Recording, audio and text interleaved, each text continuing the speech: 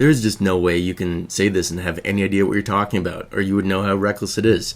Go up to anyone who is sober because they had an addiction and managed to overcome it and tell them they are not really sober.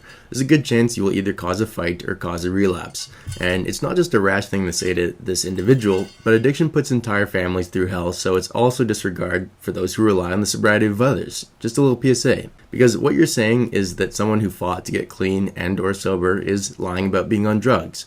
And you're telling this to a person who survived a battle with themselves and with a substance in which they were constantly drunk or high and fighting to hide it, and people in their lives would see it and call them on it, and the whole thing was a living nightmare, but they overcame.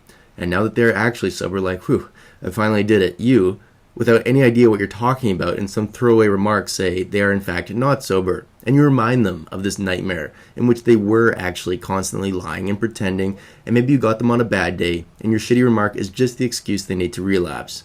Put aside for a second whether or not I'm enhanced. I go to AA. There are many I meet in those meetings who, like me, have successfully channeled their addiction into something healthy, into fitness. Yes, some are on PEDs and some like me are not.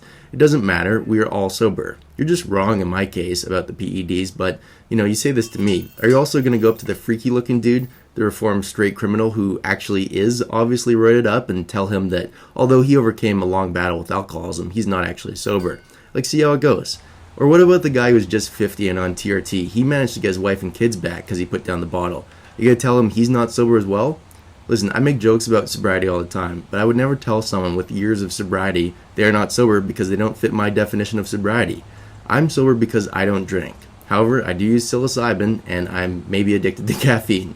My problem was booze, and I successfully put down the bottle. Therefore, I'm sober. That's it. If you want to put this to bed, I live in Vancouver, BC.